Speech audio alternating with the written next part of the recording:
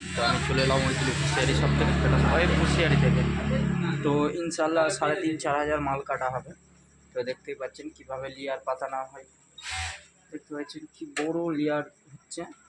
তো আমার টেবিল করিনি, তো টেবিল করার ইচ্ছা আছে, তো এখন না 4-5 বছর পরে টেবিলে কাটবো। তো এখন থেকে এইভাবেই কাটা হয়।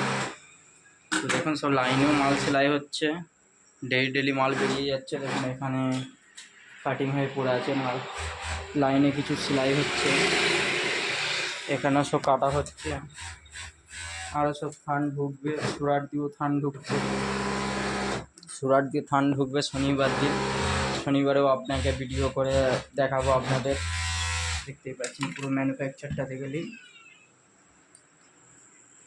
পুরোটা ম্যানুফ্যাকচার। আমার একটু লোক কম আছে বলে প্রোটেকশান কম হচ্ছে। দেখুন এখানেও ট্রাউজার পরে আছে।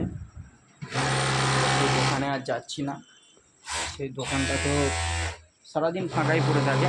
তো আমার চেনাশোনা কাস্টমার এলে আমাকে ডেকে নেয়। তো ভিডিওটা আমি এখানেই শেষ করলাম, এইগুলি হুঁশিয়ারি শপে।